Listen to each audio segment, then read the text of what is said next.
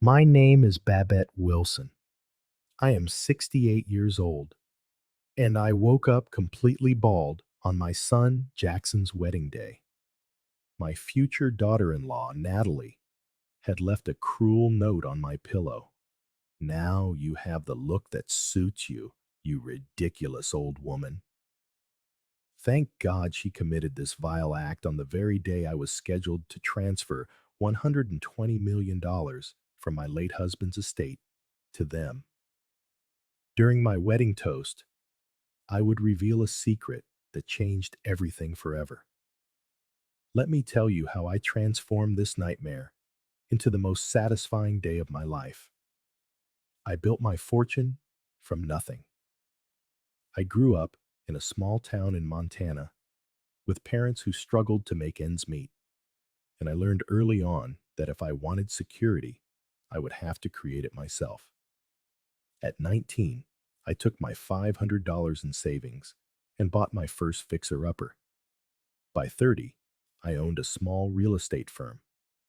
By 40, my company, Wilson Realty, had offices in 3 states. I met my husband, Frank, at a business conference when I was 32. He was brilliant, kind, and supported my dreams at a time when most men in the 1970s expected their wives to stay home. Frank and I were blessed with one child, our son Jackson. From the moment he was born, he was the center of our world. We gave him everything we never had, but we were always careful not to spoil him. We taught him the value of hard work, honesty, and treating people with respect. He grew into an intelligent, thoughtful young man who made us immensely proud. 5 years ago, Frank passed away after a brief battle with pancreatic cancer. It was sudden and devastating. In his will, he left his entire fortune, over $200 million, dollars, to me, with the understanding that I would eventually pass it all on to Jackson. Frank and I had always planned to provide a substantial financial gift to Jackson when he married, to help him and his new wife start their life together without the struggles we had faced. Jackson took his father's death hard. They had been incredibly close. For nearly 2 years after Frank's passing, Jackson threw himself into his career as an architect, rarely dating or socializing. That all changed at a charity gala 18 months ago when he met Natalie Pearson. Natalie was captivating, with dark hair, deep blue eyes, and a charming laugh that could light up a room. She worked in public relations for a major fashion brand and seemed to know every important person in the city. Jackson was instantly smitten. Within 3 months, they were engaged. At first, I was thrilled.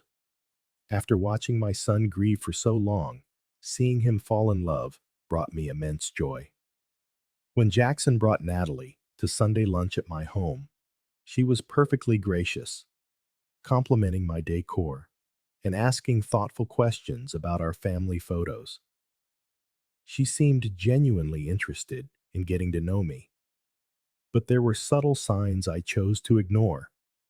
How her smile sometimes failed to reach her eyes when Jackson wasn't looking, or how she'd make passing remarks about my age or outdated fashion sense, then laugh them off as jokes.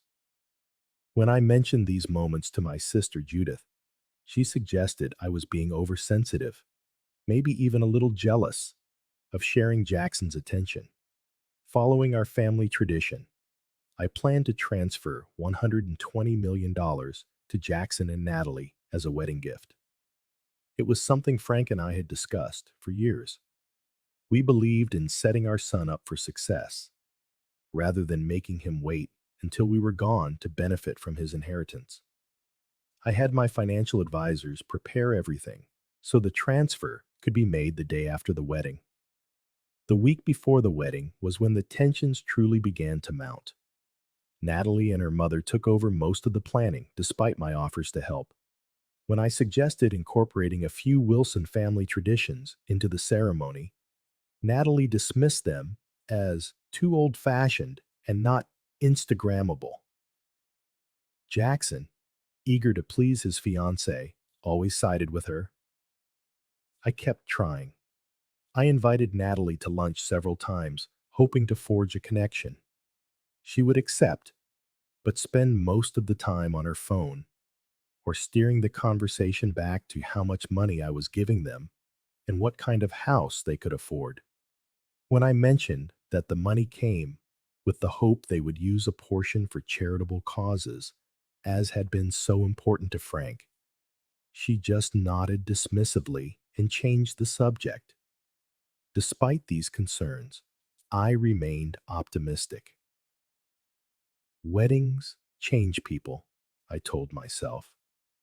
Once the stress was over, maybe Natalie would relax and we could build a warmer relationship.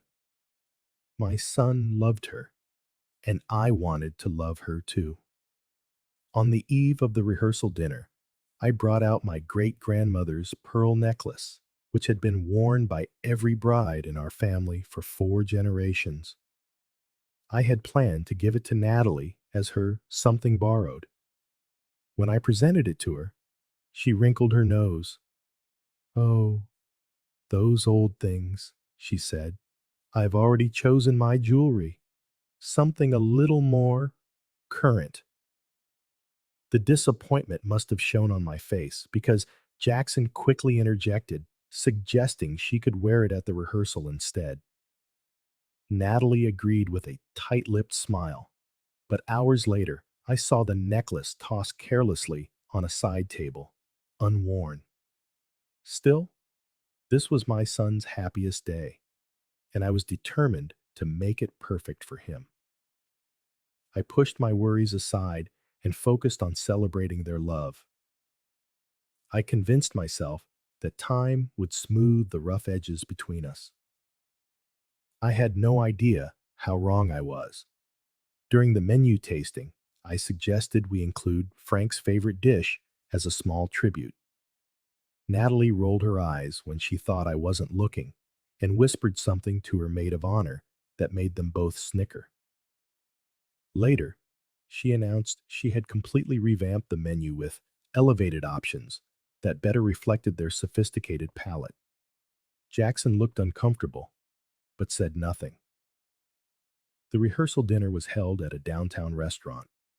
While in the restroom, I entered a stall just as Natalie and 2 of her bridesmaids came in, gossiping.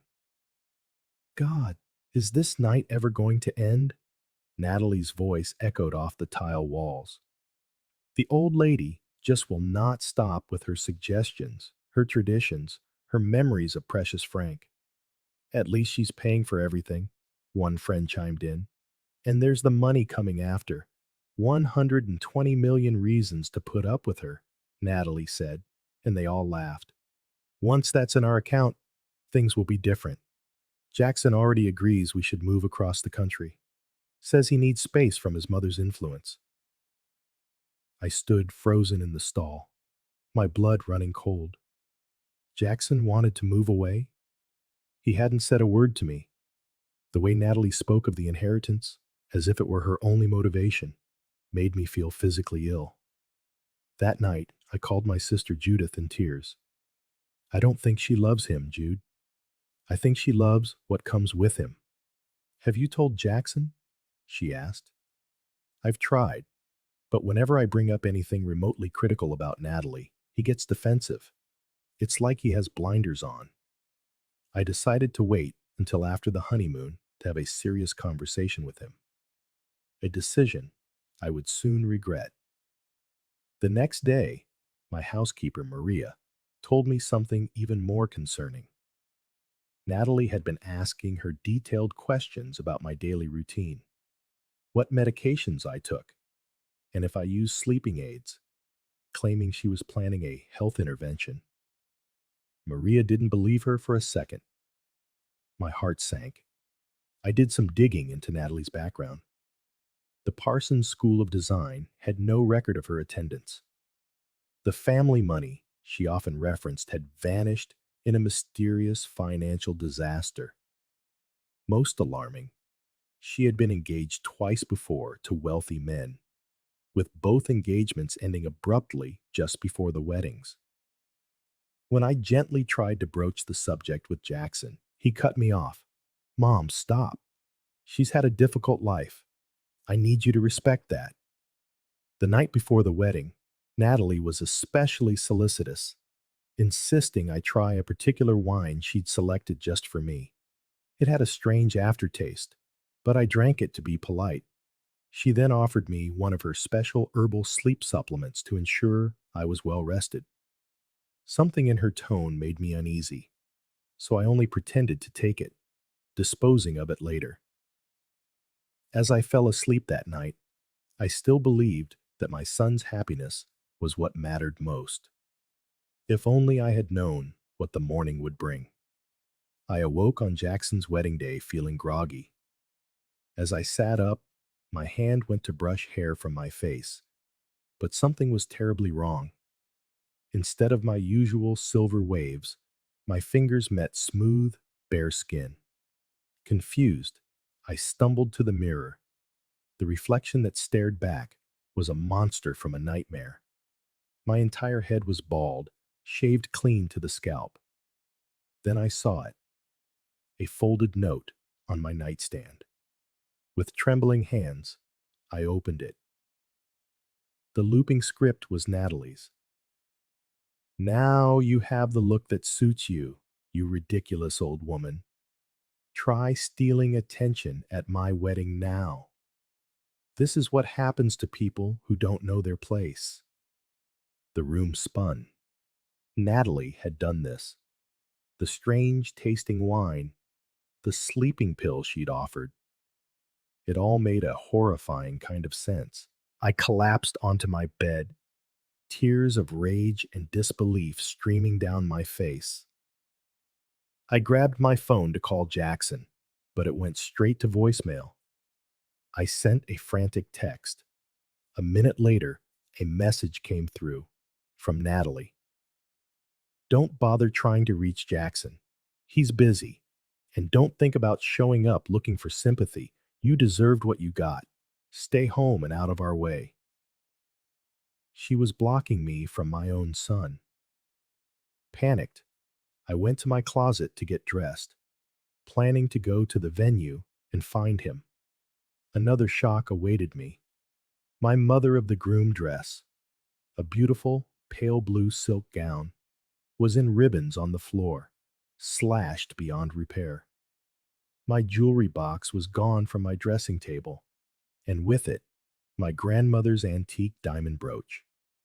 I checked the security system. It had been disarmed at 11:30 p.m. and rearmed at 1:15 a.m., using the code I'd given Jackson for emergencies. For a moment, I considered calling the police. What Natalie had done was assault and theft, but a scandal would destroy my son's wedding day and possibly our relationship forever. I couldn't do that to him. I stared at the stranger in the mirror, utterly devastated. What was I supposed to do? I called the only person I could trust. An hour later, my sister Judith stood in my doorway, her face a mask of horror. Babette, oh my God, you can't possibly go to the wedding like this. I looked at my reflection again. The bald, betrayed woman staring back was a victim. But as I met her eyes, something inside me shifted. The shock gave way to a cold, hard clarity. Oh, I can, I said, my voice steady. And I will. But I'm going to need your help. Over the next 2 hours, Judith became my crisis manager. She called a stylist friend who arrived with an armful of wigs. We chose a chic silver bob, shorter and more modern than my own hair, but striking. My dress was destroyed, so Judith raided my closet and found a simple but elegant navy blue suit I had worn to a charity event. It's not traditional, she said, but under the circumstances, it's perfect. As I stared at my new reflection, restored but fundamentally changed, a profound sadness settled over me. But beneath it, a steely resolve had taken root. Natalie had tried to humiliate me, to make me invisible. Instead, she had made me see everything perfectly. And now, I was on my way to my son's wedding, not as a victim, but as a woman with a plan. This should have been one of the happiest days of my life. Watching my beloved son, Jackson, get married. Instead, it had become a living nightmare. I just don't understand the level of hatred it would take to do something like this, I whispered, my voice raw. Judith's face was hard as granite. It's not about hatred, Babette. It's about money. $120 million to be exact. Natalie sees you as an obstacle to her control over Jackson and his inheritance. The truth of her words hit me like a physical blow. Do you think, do you think Jackson knows about any of this? About who she really is? I think Jackson is in love with the version of Natalie she wants him to see, Judith replied gently. And love can be the most effective blindfold of all. We were at the Westbrook Hotel, where the ceremony was being held. As we walked through the grand lobby, I could feel eyes on me, whispers trailing in our wake. Though the wide-brimmed hat I wore concealed my baldness, something about my presence must have seemed off. In the venue's antechamber, I finally spotted him. Jackson. He was standing in his tuxedo, surrounded by his groomsmen. My heart swelled with a painful mix of love and anguish. He looked so much like his father on our wedding day. Handsome, bright-eyed, full of hope for the future. I started moving toward him. He turned, and his joyful expression dissolved into one of confusion. Mom, what did you do to your hair? Before I could answer, Natalie materialized at his side. She was a vision in white silk, but her eyes were chips of ice as they raked over me. Babette, what a different look for you, she said, her voice dripping with false sweetness. Trying something new for the special day? The audacity of her performance left me momentarily speechless, standing there feigning innocence while knowing exactly what she had done to me just hours before. You know exactly what happened to my hair, Natalie, I said, my voice quiet but steady.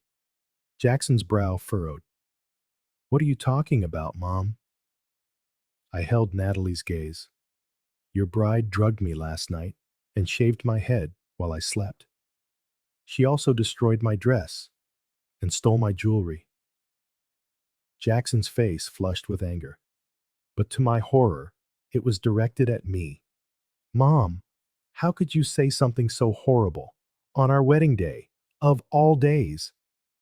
On cue, Natalie's eyes welled with tears. I don't know why you hate me so much, Babette. I've tried so hard to be a good daughter to you. I stood there, stunned by the sheer gall of her performance and by my own son's blindness. Jackson, I can prove it. She left a note. I have it right here. I reached into my purse. I don't want to see it, Jackson said sharply. Whatever misunderstanding you've concocted, you've been finding fault with Natalie from day one. Now you're making up these crazy accusations because you can't stand that I'm moving on with my life. Natalie placed a restraining hand on his arm, playing the peacemaker. It's okay, honey. Babette is just emotional today. We all are. She turned to me, a smile that didn't reach her eyes. Why don't you take your seat? The ceremony is about to begin. As they walked away, I heard Natalie whisper to one of her bridesmaids. I told you she'd go off the deep end. Probably had a senior moment and cut her own hair, then forgot she did it. The bridesmaid giggled, not realizing I could hear every word. I stood frozen, humiliated and utterly heartbroken. My own son didn't believe me. He thought I was either lying or losing my mind. The pain was so intense it felt physical, like a knife twisting in my chest. Judith took my arm. Come on, Babette. Let's find our seats. This isn't over yet. The ceremony passed in a blur of pain. I watched my son pledge his life to a woman who had assaulted me hours earlier, each vow a fresh betrayal. When the officiant asked if anyone objected, I felt Judith's hand tighten on mine, a silent warning to stay quiet. Not that I would have spoken. I knew Jackson was too far gone to listen. During the cocktail hour that followed, I overheard Natalie recounting her version of events to a circle of friends. Poor Babette is just struggling with the idea of Jackson having another woman in his life, she said, her voice laced with feigned pity. She actually showed up with this tragic new haircut and tried to claim I had something to do with it. Can you imagine? Jackson says she's been acting erratic lately. We're thinking of having her see someone after the honeymoon. Something inside me snapped. The last thread of restraint I had been clinging to simply dissolved. Natalie hadn't just assaulted and stolen from me. She was now painting me as mentally unstable to everyone we knew. And worse, my son was complicit. I walked away, found a quiet corner, and pulled out my phone. Thomas, it's Babette Wilson. My voice was cold steel. I need you to stop all preparations for the asset transfer tomorrow. There was a brief pause on the other end. The entire 120 million? Yes, all of it. I have a new plan. When I returned to the ballroom, a strange calm had settled over me. For the first time since I'd woken up this morning, I knew exactly what I had to do. I maintained my composure as I moved through the crowd, accepting condolences from old friends who assumed my new hairstyle was related to a health issue. Are you in treatment, dear? An older aunt whispered sympathetically. So brave of you to come today. I just smiled and moved on. Let them think what they wanted. Soon enough, the truth would come out. Near the dance floor, I saw Thomas, my financial advisor, who had arrived at my urgent request. Concern was etched on his face. Babette, are you all right? Your call worried me. I'm fine, Thomas. Better than fine. I've never seen things more clearly. I explained the situation in low tones, showing him the note from Natalie I'd kept in my purse. His eyes widened. This is unconscionable, he murmured. Have you spoken to the authorities? Not yet. First, I need to handle things here. Is everything in place as I asked? He nodded. The transfer is halted. The alternative arrangements are ready whenever you give the word. Perfect. Thank you, Thomas. As he slipped away, a young waiter, who had been observing our interaction, approached me cautiously. Mrs. Wilson, I'm so sorry to intrude, but I thought you should know something. The young man, Alex, explained that he had been serving Natalie and her bridal party earlier. He'd overheard them laughing, with Natalie bragging about how she had finally put the old bag in her place.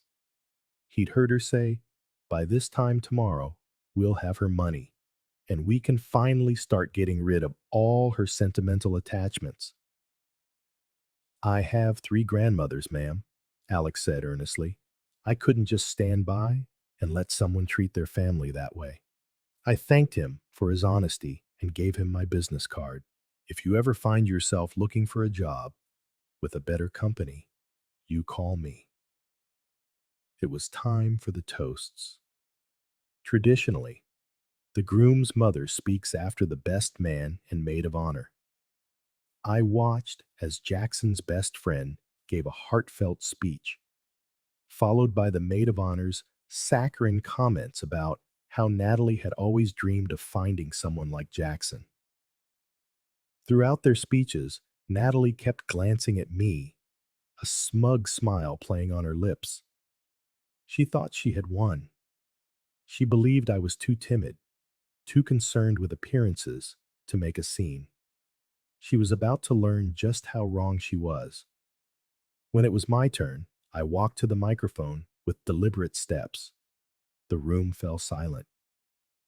I saw Jackson smiling, filled with the naive bliss of a man who believed he was beginning his happily ever after. Beside him, Natalie's expression was one of barely concealed contempt.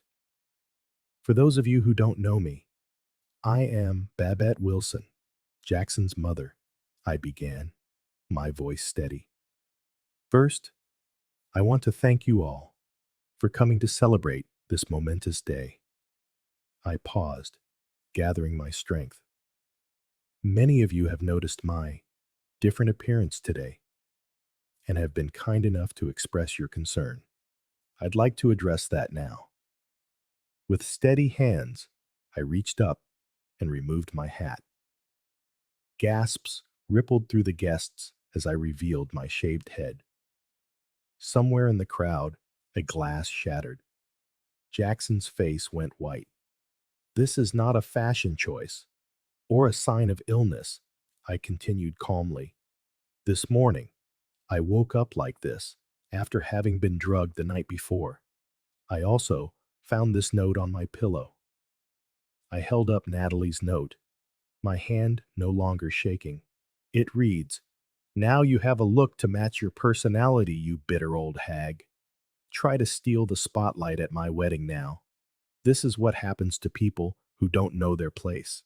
The room was utterly silent. Every eye was on me, then darted to Natalie, whose face had flashed from smugness to shock to pure fury. My gown for today was also destroyed, and family jewelry worth over $50,000 was stolen from my room. All of this was done by the woman my son just married. The woman who has been calculating from day one how to isolate Jackson from his family and secure his inheritance. Natalie shot to her feet. "That's a lie. Jackson, she's making it all up. She's clearly lost her mind." But the seed of doubt had been planted. Jackson was staring at the note in my hand, recognition dawning in his eyes. He'd seen Natalie's distinctive handwriting countless times. I had planned to transfer $120 million to Jackson and Natalie tomorrow as a wedding gift, I went on. But I cannot, in good conscience, turn over that money to someone who would drug and assault an elderly woman for the crime of wanting to be involved in her only son's wedding. Whispers erupted around the room. Natalie's mother stood up, her face twisted in rage. "How dare you accuse my daughter? You've always been jealous of her youth and beauty." I smiled sadly. I have the wine glass from last night, still containing traces of the drug that was used. I have security footage of Natalie entering my home late last night. And I have the testimony of my housekeeper, who saw her leaving my bedroom in the early hours of the morning. I am not making these accusations lightly. Jackson was on his feet now, his face ashen. "Natalie, tell me it's not true. Tell me you didn't do this to my mother." Natalie's composure finally shattered. She was trying to control everything. Our wedding, our future, our money. "Our money?" Jackson repeated, his voice ragged. "Yes, our money," she shrieked, beyond caring about her audience now. "The money that was supposed to transfer tomorrow. The money that would have made putting up with her constant meddling and judgmental glares worthwhile. Do you think I wanted a small wedding in this dated garden venue? Do you think I enjoy pretending to care about your family's boring traditions?" Every word was another nail in the coffin of their marriage. I saw my son's face register the dawning, horrific realization of who he had married. The money was never guaranteed, I said calmly into the microphone. It was always contingent on my assessment of what was best for Jackson's future, and I have now made that assessment. I turned to face my son directly. Jackson, I love you more than anything. I would never keep what your father and I saved for you from you, but I cannot give it to someone who would use it to hurt you and to sever you from those who truly care for you. Natalie lunged forward, her carefully constructed mask completely gone. You vindictive old witch! That money is mine now. We're married. You can't keep it from me. Security guards, whom Thomas had quietly arranged to be present, moved forward as Natalie's behavior grew more erratic. Jackson flinched away from her, horror plain on his face. Actually, I can, I said, my voice firm. And I already have. As of an hour ago, that inheritance was placed into a trust for Jackson alone, with a provision ensuring it cannot be accessed by anyone found to have committed fraud or abuse against any member of the Wilson family. Natalie's face contorted with rage. You'll regret this, Jackson. Are you going to let her talk to me like this? Tell her she's wrong. Tell her we need that money for our future. But Jackson was looking at her as if seeing her for the very first time. You drugged my mother and shaved her head, he said in disbelief. Who are you? I don't even know who you are. I stepped away from the microphone. My purpose was served. The room had descended into chaos. As I walked towards the exit, my head held high despite its baldness, I felt a strange sense of peace. The truth, however painful, was out. Now, the healing could begin. How could you do this to me? Natalie screamed across the room, mascara running down her face. This was my day. Jackson, who had been standing in shocked silence, finally found his voice. Natalie, stop. Just stop. His face was pale, his hands shaking. Did you really do what my mother said? Did you drug her and shave her head?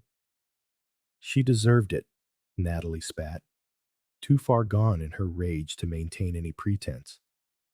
She was always judging me, trying to control everything with her money and her precious family customs. A collective gasp went through the hall. Several guests had their phones out, recording the meltdown. Jackson took a physical step back from his bride of less than 2 hours, his horror deepening into a look of final, utter revulsion. You're not denying it, he said, his voice dangerously calm. You actually did this to my mother. Oh, please, Natalie scoffed, like you never complained about her. How many times did you tell me she was overbearing? How many times did you agree we needed to create distance once we had the money? Jackson shook his head slowly, a look of profound disbelief on his face. I never said we should drug and assault her. I never said we should steal from her and humiliate her. What is wrong with you? Natalie's expression shifted, a calculating glint replacing her anger as she realized the depth of his revulsion. Honey, you're misunderstanding.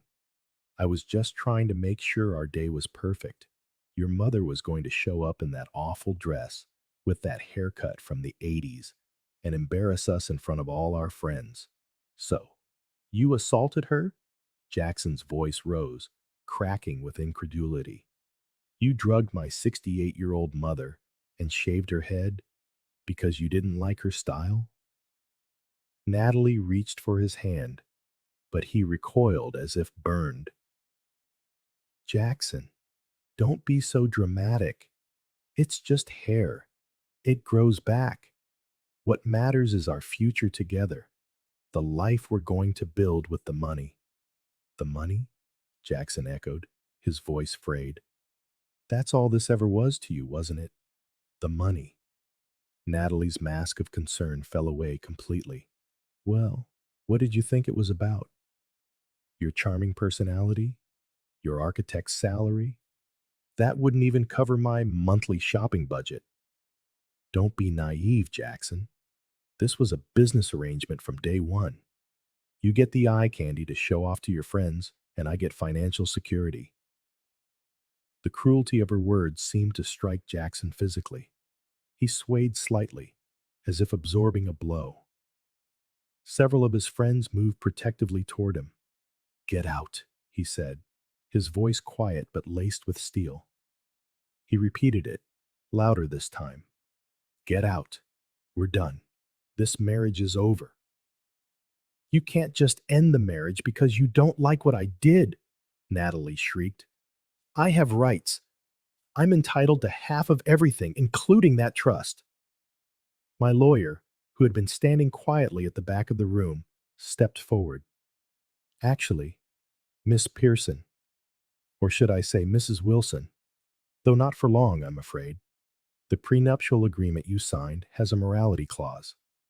Assault, theft, and fraud are all specifically listed as grounds for nullification, leaving you with only what you brought into the marriage." Natalie's face drained of color. "What prenup? I never signed a prenup." "The document you signed 2 weeks ago," my lawyer continued calmly. "The one you told Jackson was just standard paperwork for the trust fund. He believed you had reviewed it together. Apparently, you simply signed it without reading, too eager to secure your position to exercise due diligence." I hadn't known about this deception. From the look on Jackson's face, this was yet another betrayal he was learning about in real time. Natalie had lied, hiding the document from him while signing her future away.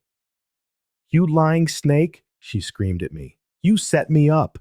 I shook my head. "No, Natalie, you set yourself up. All I did was protect my son from exactly the kind of person you've proven yourself to be." Security began, escorting a sputtering Natalie and her family from the reception. As she was led past me, she hissed, "This isn't over, old woman. Nobody humiliates me and gets away with it." "You humiliated yourself," I replied, my voice even. "I just made sure everyone could see the real you." After they left, an uncomfortable silence descended upon the reception hall. The band had stopped playing, the celebration effectively dead. Guests stood in small clusters, whispering and casting sympathetic glances toward Jackson and me. My son stood alone in the middle of the dance floor, still in his wedding tuxedo, looking lost and utterly devastated. My heart broke for him. This should have been the happiest day of his life. Instead, it had become a public spectacle of humiliation, the end of what he believed was a loving relationship. I approached him slowly, unsure if he would blame me for the scene. "Jackson," I said softly. He looked up, his eyes red-rimmed and hollow. Without a word, he pulled me into a tight hug, his body shaking with silent sobs. "I'm so sorry, Mom," he whispered into my shoulder. "I'm so sorry I didn't believe you. I'm so sorry I couldn't see who she really was." I held my son, stroking his back the way I did when he was a little boy, afraid of thunderstorms. "It's not your fault," I murmured. "She was very good at what she did." We stood like that for several minutes while the remaining guests began to discreetly leave. Jackson's best friend approached and offered to handle, dismissing everyone and collecting the gifts. My friend Judith took charge of informing the vendors about the abrupt end to the evening. As the ballroom emptied, Jackson pulled back and truly looked at me, his hand gently touching my bald head. "I can't believe she did this to you," he choked out. "I can't believe I married someone capable of this." "The marriage can be annulled," I assured him. "Legally, It will be as if it never happened. Jackson nodded numbly. But I'll always know. I'll always remember that I chose someone who could do this, that I didn't listen when you tried to warn me. Love makes us blind sometimes, I said gently.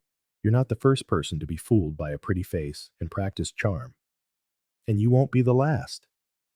Later that evening, after Jackson had gone home with his best friend, who insisted he shouldn't be alone, I returned to my empty house. The day's events had left me exhausted, physically and emotionally. As I prepared for bed, my phone rang. It was Natalie's number. Against my better judgment, I answered. You think you've won? Her voice was cold and calculating, all pretense gone. You've just declared war. I'm going to fight the prenup. I'm going to tell everyone you're an abusive, controlling mother. I'll make Jackson choose, and trust me, when I'm done with him, he'll crawl back begging for my forgiveness. Natalie, I said, my voice heavy with weariness, it's over. The security footage of you entering my house last night has already been sent to the police. The drugged wine glass is being tested for evidence, and this threatening phone call is being recorded. You've lost. Accept it and move on before you make things even worse for yourself. There was a long silence, then a strangled sound, half sob, half scream. I deserved that money. Do you have any idea what I put up with? His boring friends, his stupid architectural obsessions, his pathetic devotion to you. I earned every single penny. Goodbye, Natalie, I said, and hung up. I sat on the edge of my bed, running a hand over my smooth scalp. The woman who had looked back at me from the mirror that morning, a bald, vulnerable stranger, had been transformed in the crucible of this terrible day. She was still bald, but she was no longer vulnerable. There was a strength in her eyes I hadn't seen in years, perhaps not since the early days of building my business from nothing. My phone pinged with a text from Jackson. Can I come over tomorrow? I think we need to talk about everything. I smiled as I typed my reply. Of course, I'll make your favorite breakfast. Love you. Whatever came next, we would face it together, as a family. Natalie had tried to destroy that bond, but in the end, she had only made it stronger. Maya voiceover. 1 week after the wedding, that wasn't, I sat in my garden, watching the early morning light play across the roses. My head was still bald, the stubble just beginning to prickle. I had decided not to wear wigs around the house. There was something liberating about embracing this new, unexpected version of myself. Jackson arrived carrying coffee and pastries, a small gesture that touched me deeply. In the days since the disaster, he had been staying in his old room, unable to face the apartment he had shared with Natalie. How are you feeling today? He asked, settling into the chair beside me. Stronger, I replied honestly. Each day is a little better. How about you? He sighed, stirring his coffee absently. I still feel like an idiot. All the signs were there, and I just refused to see them. Love is a powerful force, I said gently. It can blind the wisest of us.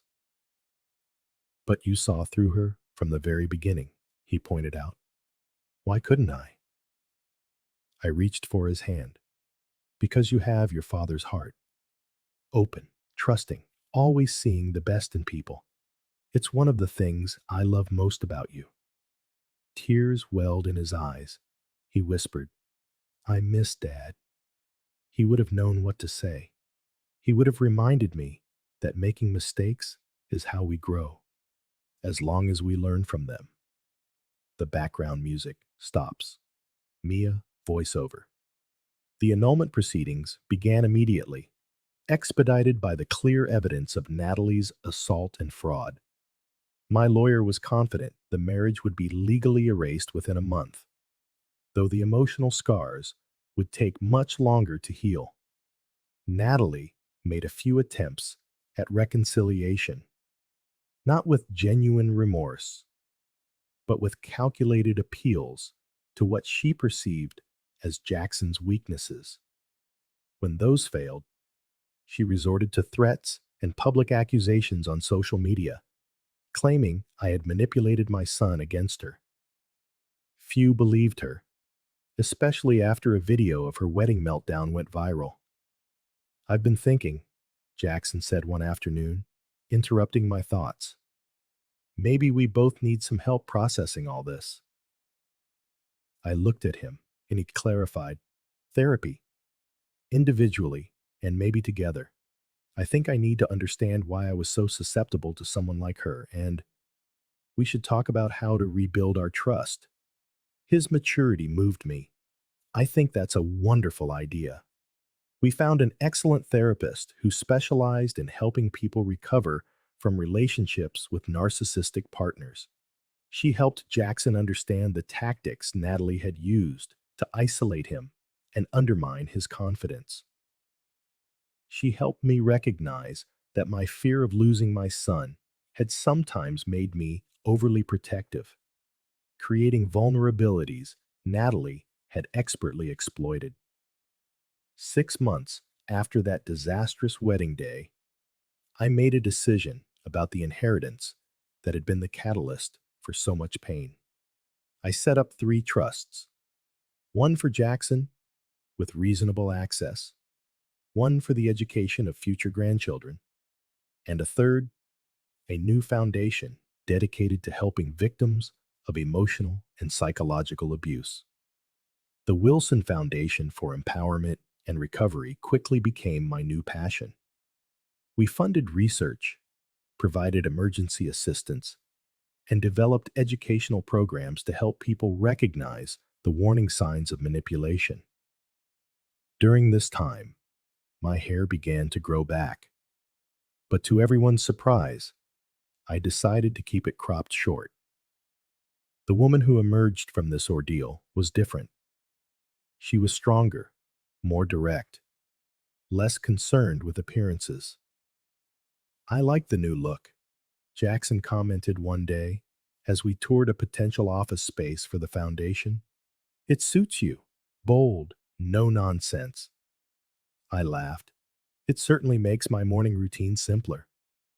Jackson had thrown himself into his architectural work, finding healing in creativity. He also became involved with the foundation, designing a series of beautiful, safe, transitional housing units for people leaving abusive homes. As for Natalie, after several months of failed attempts to disrupt our lives, she finally moved to another state. We later heard she'd become engaged to another wealthy man, but his family, having learned of her history, intervened before the wedding. 1 year to the day after the failed wedding, Jackson and I sat in my garden again, sharing a bottle of wine and watching the sunset. "You know what I've been thinking?" he asked. "What's that?" "How something so terrible turned into something good." He gestured around us. "If Natalie hadn't shown her true colors so dramatically, I might be trapped in a miserable marriage right now. You'd be stuck with a daughter-in-law who despised you. And the foundation wouldn't exist, which means all those people we've helped wouldn't have gotten that support." I considered his words. "There's wisdom in that. Not that I'd recommend having your head shaved in your sleep as a growth experience," I added with a wry smile. He laughed, then grew serious again. "I'm sorry she did that to you, Mom. And I'm sorry I didn't protect you. And I'm sorry I couldn't protect you from a broken heart," I replied. "But maybe some lessons can only be learned through pain." As the golden light faded, I reflected on how my relationship with my son had evolved into something deeper, more honest, and more equal. "Do you think you'll ever trust enough to fall in love again?" I asked, as we gathered our glasses. He considered the question. Yes, he said finally. But next time, I'll go in with my eyes wide open. I'll look for kindness and integrity, not just passion. What about you? Any interest in dating again? I chuckled. At my age, with this haircut? You're beautiful, Mom. And wisdom is sexy. Isn't that what you tell the women at the foundation? I smiled, touched. We'll see.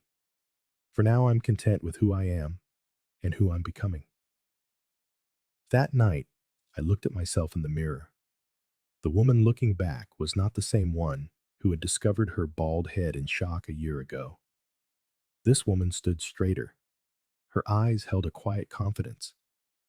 She had weathered the storm and emerged not just intact, but transformed. I had learned that sometimes the worst moments of our lives can become doorways to our best selves. That betrayal, while painful, can clarify what truly matters. And that family is defined by who stands with you when the storms come and loves you exactly as you are, bald head and all. What's your experience with toxic relationships? Have you ever had to make a difficult choice between protecting yourself and maintaining appearances? I'd love to hear your stories in the comments below. And if this story resonated with you, please hit that like button and subscribe for more tales of resilience and redemption. Remember, sometimes what seems like our darkest moment is actually the beginning of our greatest strength. Thank you for listening.